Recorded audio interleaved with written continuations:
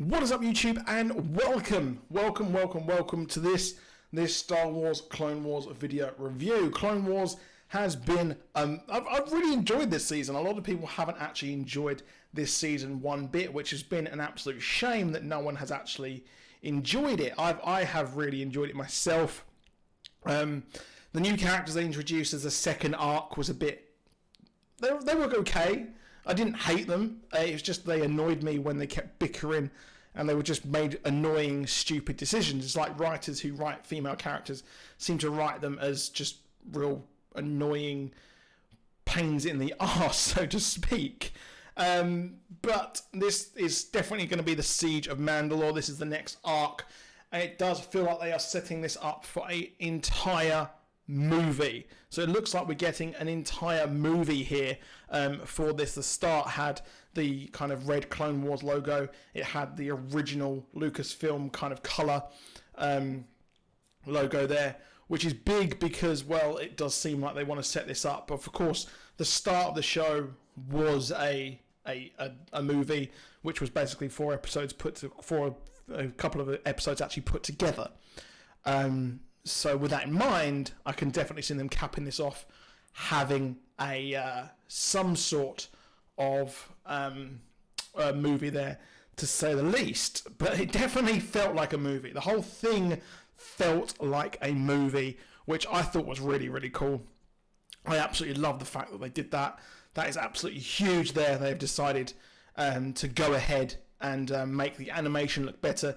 General Grievous, etc., he looks better. His accomplice there looked better, and seeing all of this just looks amazing. The action was stunning, and as a whole, it just was really good. It seems like they've really upped this.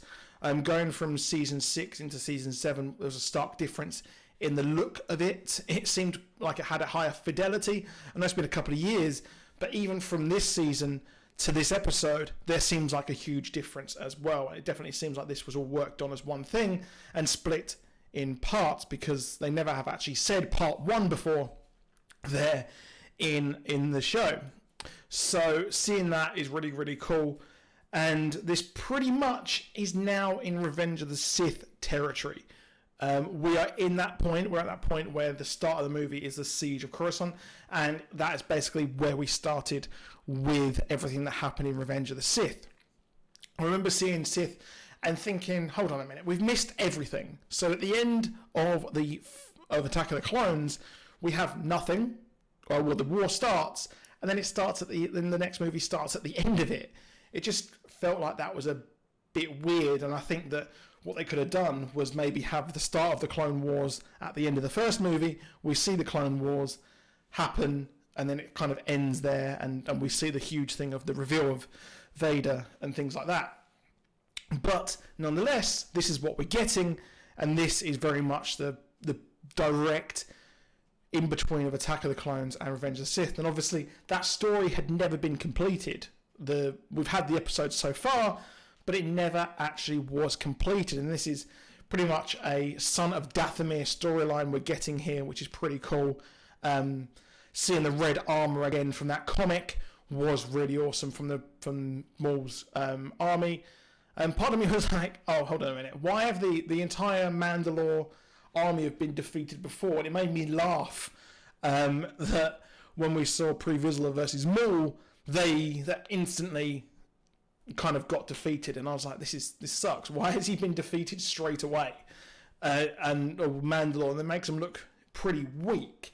But this is all setting up where the Darksaber goes next, because of course the Darksaber is huge in Rebels, and we'll see that a bit more, and maybe hopefully we'll see how that got taken. But obviously, we've got Rebels, so we know where Maul goes next. We know what happens to the Mandalorians. It's just actually seeing it happen in some way, shape, or form. So we won't possibly get too many surprises with that. But obviously, we know where we're going next. We know what happens to Anakin. We know what happens to Obi-Wan.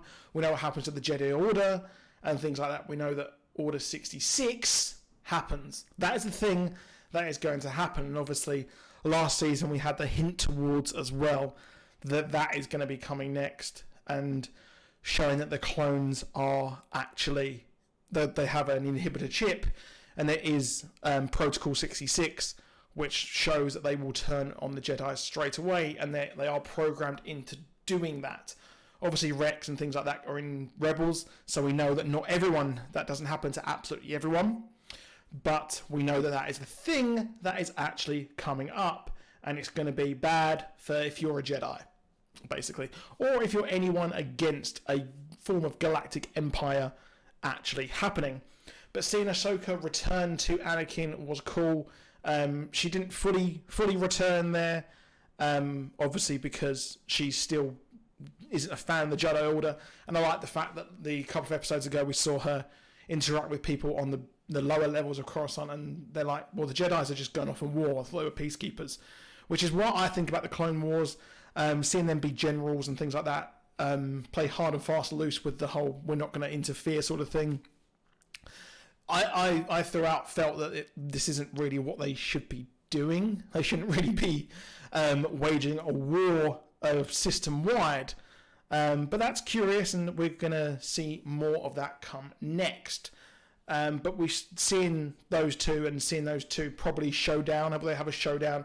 Obviously, we know what happens to both of them in Star Wars Rebels, and we know that Ahsoka is coming to the Mandalorian in some way, shape, or form, possibly played by Rosario Dawson, but that's also being shit upon pretty much by people in the know. So we don't know exactly what is going on with that. Nonetheless, I'm very excited that we do see her coming to the Mandalorian, and I want to see how the Darksaber ended up in that commander's hands. I want to see more of that, and that definitely made me want to rewatch Rebels, and it made me want to rewatch the Clone Wars as well.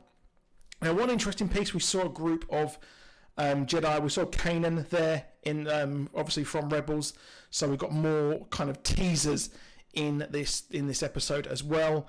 And Maul, we know what is next, but obviously there is everything that happened in Han Solo. We know we saw Darth Maul there, and he said to Kira to come to Dathomir. So we're going to find out what happens to him, what he does in between, because obviously we saw him in Rebels. He was more in tune and things like that with his Force side, and had a sort of quest. But considering the fact that he is a criminal in that, well, in Solo, and Crimson Dawn is led by him, well, we will see where that goes next. But Ahsoka versus Maul, that is going to be absolutely dope. And that character has really, really come along in some ways. Lots of times they have new characters come into canon, and they're awful. Obviously, Ahsoka has been a fan favourite for years.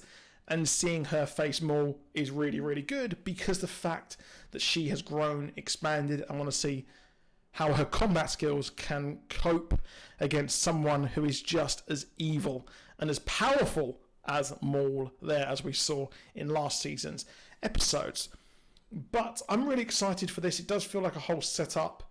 I really did like the whole Obi-Wan Anakin kind of banter there between the two, and I'm excited. It definitely felt like the best episode we've had in a really, really long time, and it's gonna be nice to cap off this prequel, the whole of the prequel stuff, as we finally see where things go and where things are, setting us up for sequels. I want to see more stuff set in between A New Hope and Revenge of the Sith. I want to see more stuff after Rise of Skywalker, or between Return of the Jedi and Force Awakens. I want to see more stuff in between there, and I'm hoping that this would then mean that Dave Filoni can move on and expand the universe elsewhere, because he's done the best job of anyone in expanding the entire universe, and I want to see more of that happen, and I'm very excited for all of this to be expanded upon. Like it or not, Rise of Skywalker happened, and that is, well, a thing. Be it as it may, that is what is next. But ending the Clone Wars will be good, because then we can move on. Obviously, Resistance, which I haven't actually seen. I haven't been able to watch that just yet. I've been focused on rewatching Rebels and the like. But let me know what you think in the comments. Did you like the episode? If you did, drop a like and comment below your thoughts. I'll see you soon. Goodbye.